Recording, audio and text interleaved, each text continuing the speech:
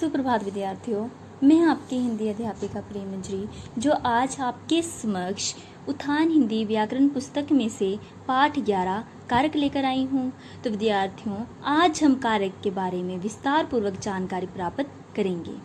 तो जैसे आपने चित्र में भी देखा है बेटा, और यहाँ पे भी लिखा हुआ है। तो बहेलिये ने पेड़ पर बैठे हुए पक्षी को तीर से मारा और खाने के लिए थैले में रखकर घर ले गया।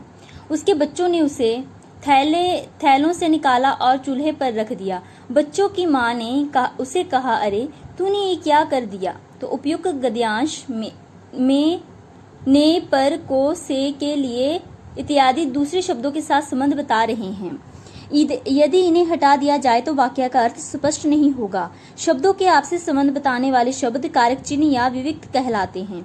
इन्हें प्रसर्ग भी कहा जाता है।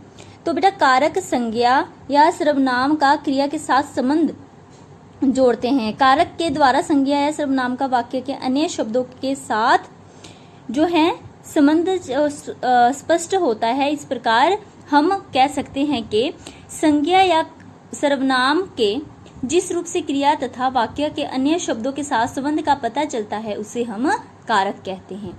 आगे है बेटा कारक के भेद। कारक के कितने भेद होते हैं? तो कारक के बेटा 8 भेद होते हैं। कर्ता कारक, कर्म कारक, करण कारक, संप्रदान कारक, अपादान कारक, संबंध कारक, अधिकरण कारक और संबोधन कारक। ये 8 प्रकार हुए। तो इसके जो हैं प्रकार, इसके चिन्ह, विविक्त चिन्ह और पहचान भी बताया है। जैसे कर्ता ने, ठीक है, कर्ता ने मैंने आपको पिछली क्लास में भी समझाया था। कारक के बारे में हमने विस्तार पूर्वक भी पढ़ा था और भी अब बड़ी क्लास में आ गया आपको। तो कर्ता ने कर्म को, ठीक है ना, पहचान किसने, कौन है ना, ये है। करण से, संप्रदान, कर्ता कारक का ने है, कर्म कारक का को है, करण कारक का से के द्वारा, संप्रदान कारक के लिए, अपादान कारक से, संबंध कारक का, के, रा, रे, री, अधिकरण कारक में, पर, संबोधन कारक में हे, रे, अरे आदि। तो बेटा इसमें जो है इसकी पहचान भी बताई गई है, किसने, किस पर, कहाँ, है ना, इत्यादि है। तो हम इसे अब विस्तार पूर्वक पढ़ते हैं। कर्ता कारक क्रिया करने के लिए, क्रिया करने वाले को कर्ता कहते हैं। मतलब कि कोई काम करने वाले को क्या बोलते हैं? हम कर्ता कहते हैं। कर्ता कारक के से जो है क्रिया के करने वाले का बोध होता है। कर्ता कारक से क्रिया के करने वाले का बोध का पता चलता है। जैसे रानी ने खाना खाया, सोनू पढ़ रहा है, तो रानी ने खाना खा लिया, एक क्रिया हो गया। तो सोनू पढ़ रहा है मतलब कि क्रिया कर रहा है। तो इस वाक्य में खाना खाने का कार्य रानी ने किया, इसलिए रानी इस वाक्य में कर्ता है। रानी के साथ कर्ता कारक की विविक्त ने लगी है। जो उसकी चिन्ह है कौन सी लगी है बेटा? ने। कर्ता कारक के साथ अनेक बार विविक्त चिन्ह ने का प्रयोग नहीं होता। जैसे सोनू पढ़ रहा है, मतलब कि इसमें ने चिन्ह का प्रयोग नहीं होता, मगर फिर भी वो क्या कर्ता कारक ही कहलाएगा। ठीक है। तो उपयुक्त वाक्य में पढ़ने का कार्य सोनू द्वारा हुआ, इसलिए सोनू करता है। इस वाक्य में कर्ता की विविक्त नहीं लगी।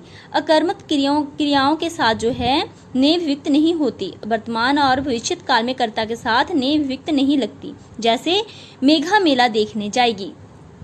ठीक है। दूसरा है बेटा उसका कर्म कारक।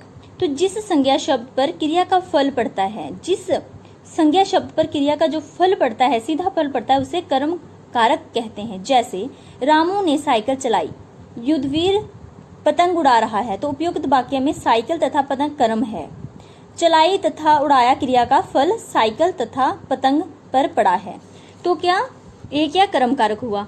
तो अब है करण कारक। कर्ता जिस साधन या माध्यम से क्रिया करता है, कर्ता जिस साधन या माध्यम से क्रिया करता है वो क्या कहलाता है? करण। जैसे ज्योति ने पेंसिल से चित्र बनाया। ज्योति ने पेंसिल पकड़ा है ना उसने, तो पेंसिल से चित्र बनाया। शिकारी ने हिरण को तीर से मारा। तो उपयुक्त वाक्यों में ज्योति तथा शिकारी करता है। आपको भी पता, जो करने वाला होता है वो करता होता है। उन्होंने बनाया तथा मारा क्रियाएं पेंसिल तथा तीर से की, इसलिए पेंसिल तथा तीर जो है करण कारक है। ठीक है। यहाँ पे लिखा है साधन या माध्यम को क्रिया करता, जिस साधन या माध्यम से क्रिया करता है उसे हम करण कारक कहते हैं। तो यहाँ पे दोनों कर्ताओं ने क्या किया? पेंसिल से एक ने लिखा और दूसरे ने तीर से मारा, तो ये क्या? करण कारक हुए। ठीक है। आगे बेटा संप्रदान कारक। जिसके लिए क्रिया की जाती है, जिसके लिए क्रिया की जाती है तो उसे क्या संप्रदान कारक कहलाता है वो। जैसे बहन भाई के लिए राखी लाई, भाई ने बहन को उपहार दिया, तो बहन भाई के लिए राखी लाई और बहन ने भाई के लिए जो है उपहार दिया। तो उपयुक्त वाक्यों में बहन भाई करता है, आपको भी पता करने वाला करता होता है। ये भाई और बहन के लिए कार्य करते हैं, भाई के साथ के लिए और बहन के साथ को विविक्त चिन्ह लगा है। ठीक है, तो आगे है बेटा अपादान कारक। संज्ञा या सर्वनाम के जिस रूप से एक वस्तु या दूसरी वस्तु से अलग होने का बोध होता है उसे अपादान कारक कहते हैं। संज्ञा, फिर से देख लो, संज्ञा या सर्वनाम के जिस रूप से एक वस्तु या दूसरी वस्तु से अलग होने का बोध होता है उसे अपादान कारक कहते हैं। एक वस्तु से दूसरी वस्तु से अलग होने का बोध हो, जानकारी हो, जैसे गिलास में से गिर पड़ा, अब ये हमें एक चीज से दूसरी से अलग होने का पता चल रहा है। यहाँ पे माँ ने बटुए से पैसे निकाले, इन वाक्यों में गिलास और बटुआ से अलग होने की क्रिया हो रही है, इसलिए ये अपादान कारक हैं। इन वाक्यों में से विविक्त चिन्ह का प्रयोग हुआ है। संबंध कारक, संज्ञा या सर्वनाम के लिए जिस रूप से वस्तुओं का व्यक्तियों से संबंध का पता चले उसे संबंध कारक कहते हैं।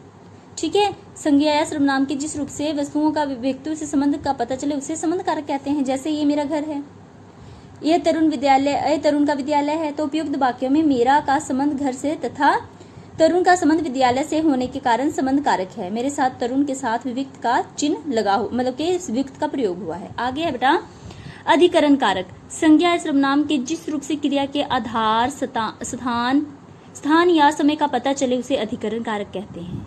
जैसे दादाजी कुर्सी पर बैठे हैं, थैले में चिट्ठियां हैं। ठीक है बेटा, संज्ञा या सर्वनाम के जिस रूप से क्रिया के आधार, स्थान या समय का पता चले उसे अधिकरण कारक कहते हैं।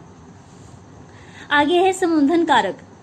तो जिन शब्दों के द्वारा किसी को पुकारा जाए उसे संबोधन कारक कहते हैं। ठीक है, जैसे अरे ये निमन तुमने लिखा है ना, जैसे हम पुकारते हैं शाबाश धोनी ने तो कमाल कर दिया, तो उपयुक्त वाक्यों में अरे तथा शाबाश शब्द संबोधन के लिए प्रयुक्त हुए हैं, इसलिए ये संबोधन कारक हैं। इनके साथ संबोधन चिन्ह का प्रयोग हुआ है।